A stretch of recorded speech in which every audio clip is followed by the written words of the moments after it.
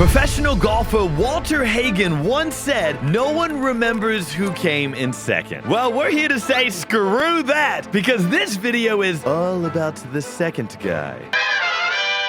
The Robin, the sidekick, the number 2. This video is about the best of them, but we gotta cover our definitions. What makes a number 2 guy? Well, the number 2 guy is the second best player on the team, hence the name, but that's not all. The number 2 basically makes number 1's job better. For example, Jason Tatum is a better player than Jaylen Brown most of the time, but no one would ever consider Jaylen Brown a sidekick. Either one of them could be the number 1 guy at any given moment. And that's not what this list is about. Every player that will be mentioned here was an obvious number 2. So I don't want to hear anybody fussing that we snubbed Magic Johnson. Got that? All right. So with all that said, here are the top 10 number 2 guys in NBA history.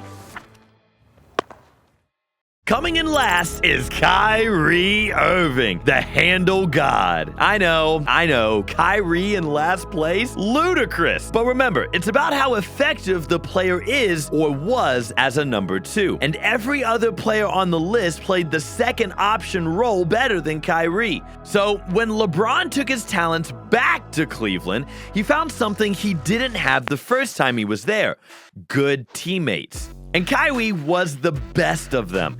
He already won Rookie of the Year and was already an All-Star. So when LeBron joined the team, they became nearly unstoppable. 3 straight NBA Finals appearances and 1 ring against the most cheat code team in NBA history. They're also the first duo to each score 40-plus points in the Finals. And let's not forget the main reason why they won their only championship together. Kyrie made one of the greatest shots in Finals history. Curry, one-on-one, Irving puts it up, it's good! Kyrie Irving from downtown! And the Cavaliers by 3!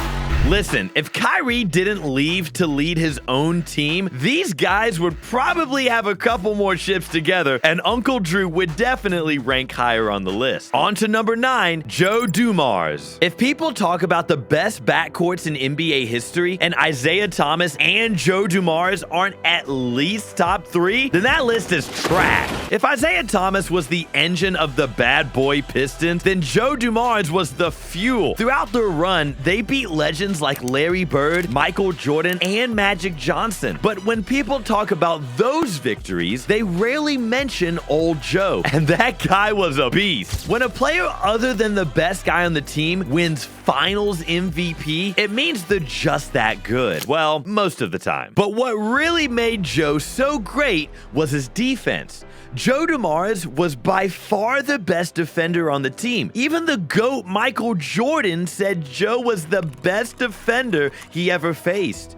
MJ, the guy that averages 50, says Joe Dumars is the best defender he's ever faced. Need I say more? Well, I will. Joe's defense was so good that he made the all-defensive first team 4 times, which is 4th highest among all shooting guards in history. But above all, what made him a perfect number 2 was the fact that he basically had no ego and people actually liked the guy. And when you're a part of the bad boy Pistons and you're still known as a gentleman, that's an accolade all on its own. Now, the 8th best number 2 guy in NBA history, Pau Gasol. Now, if Kobe loved you as a teammate and wished you were his brother, then you were definitely doing something right. When Pau was acquired by the Lakers in 2008, the connection between him and Kobe was instant. Even more instant was Pau's impact. Not only did the Lakers become the first seed, but they also made the finals for the first time since Shaq left.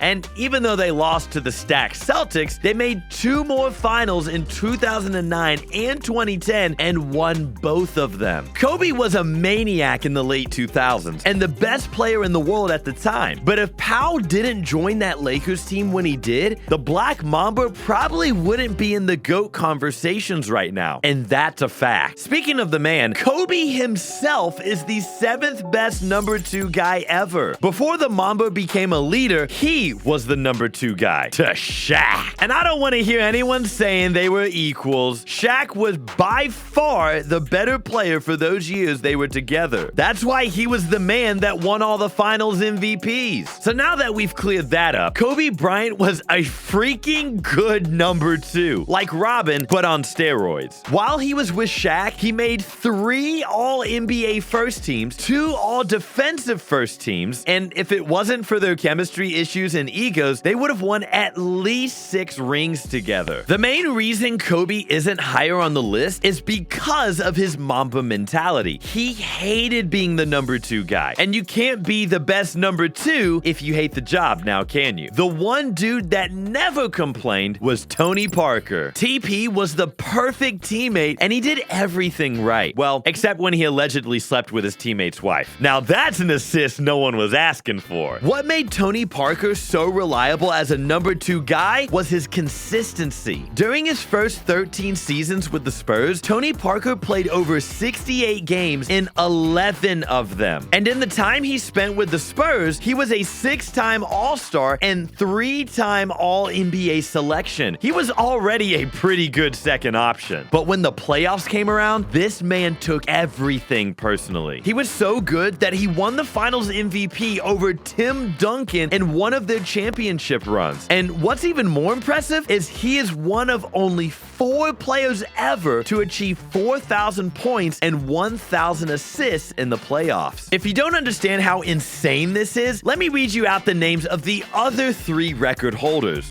LeBron James, Michael Jordan, and Kobe Bryant. This man is in the same company with 3 of the greatest players of all time in terms of playoff performance. Man, quit playing with TP. Now, the 5th number 2 guy in NBA history, the Kevin McHale. The rivalry between Magic and Bird was one for the ages, but as good as Larry was, it wouldn't have been much of a rivalry if he didn't have one of the greatest power forwards in NBA history on his team. Kevin McHale was so skilled that people started calling him the torture chamber. I mean, Chuck said it all. My personal nemesis is Kevin McHale because he's the best player I ever played against. You could not stop him. And on the other end, I had to use every ounce of energy I did to score on him. That guy, because we all look at the schedule, we're like, okay, I can have some fun that night. Better get a good night's sleep that night. I mean, we all say the same thing about different guys, but Kevin McHale is the best player I played against because he was unstoppable offensively and he gave me nightmares on defense. Kevin McHale was known for his post moves and defense, but he was also an underrated shooter. He was the first player to ever shoot 60% from the field and 80% from the foul line in the same season. The man was Kevin Love before Kevin Love. McHale won 3 rings, made the All-Defensive First Team 3 times, made All-NBA First Team, was an All-Star 7 times, and won the 6th Man of the Year award twice. But apart from his accolades, what made McHale so good as a number 2 was how versatile he was. The man could score, block, and rebound with the best of them. Anything the Celtics dynasty asked of him, he did. And that's why he ended up top 10 in basically every major statistical category in Celtics team history. Speaking of shaping a dynasty, the 4th best number 2 guy in NBA history, there. That's it. That's the whole segment. Let's move on to number 3.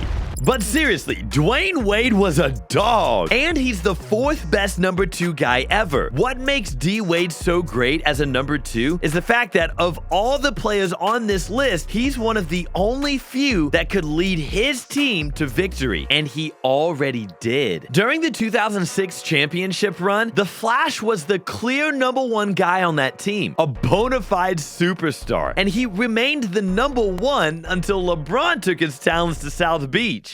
And that's exactly why D Wade is one of the best number 2 guys. If it was any other superstar in their prime, their egos would clash with Bron's and they would have said bye-bye to any chances of winning. But D Wade stepped down for the King, and immediately they became one of the best duos in NBA history. Oh my God, I'm just playing with him now, yeah. Oh my God, what she's saying, say it loud, yeah. I can't respect it, I'm in the gym, but I am not flexing. Came from a Ford, I'm needing a Lexus. Shooting like Luke, I told him I'm next. Luka. Said that I can't, but I told him I do it. Up in the morning, I sweat it is growing. Hitting these goals like I play for the Bruins. The two of them spent just 4 years together, and they made the finals in every one of those years, winning 2 chips back-to-back. Just think, what if they actually stayed together in Miami? There's no doubt they would have won more rings. Not 2, not 3, not 4, not 5, not 6, not 7. Okay, maybe not that much, but there really is a big chance the Warriors dynasty might have never happened. Speaking of the Warriors, the Splash brother, Klay Thompson, is the 3rd best number 2 guy in NBA history. People think the three-point revolution happened because the Warriors had the best shooter in the NBA. No. The three-point revolution happened because the Warriors had 2 best shooters in the NBA. Klay Thompson was such a good shooter and number 2 guy that when KD joined the Warriors, everyone called it cheating. I mean, the records speak for themselves. Klay has the most three-pointers in a game ever, the most points in a quarter, he scored 60 in 29 minutes, and he has the 2nd most three-pointers in a playoff game, right behind Dame Dollar. Prime Klay was a freaking bucket, but even more importantly, a dog on defense. Literally the poster child for 3-and-D players. Captain Klay was as good of a shooter as Steph, yet needed the ball half as much. Steve Kerr, Bob Myers, or even Steph Curry couldn't have even designed a 2K build for a better number 2. He was so vital to the Warriors that when he got injured, the team became actual number 2. Which brings us to John Stockton. Karl Malone is 3rd on the all-time scoring list, yet when people talk about the greatest scorers in NBA history, he's rarely mentioned. And that's because such a huge chunk of his 36,928 points came from John Stockton assists. Stock was so good as a number 2 that he set multiple records doing number 2 things. Most assists in a season ever, most assists per game, and he is the all-time leader in total assists in NBA history, where everyone else, who are basically all retired, are an easy 3,000 assists behind. Look at the only dudes who are playing now. No one is breaking any of those records. You see, Stockton was easily the most consistent player in NBA history. He played 19 seasons in the NBA, and of those 19, he played the full 82 games in 17 of them. The man played 1,504 regular season games in the NBA and only missed 22. Stockton made a legacy for being the most reliable player you could ever ask for, and if he had won some more championships for Utah, he would have made a good case for the number 1 spot on the list. But he would have lost because this next guy was so good as the number 2 that you probably already knew he was gonna be the first one on the list before even clicking on the video. It's Scottie Pippen. Scottie Pippen is not just the best number 2 in basketball history, he's probably the best number 2 in all of sports history. We all know Michael Jordan was a basketball god. I mean, the man called himself Black Jesus. But even he couldn't win by himself until Scottie Pippen rolled around. And what did that lead to? Oh, nothing much. Just 6 championships and a perfect finals record.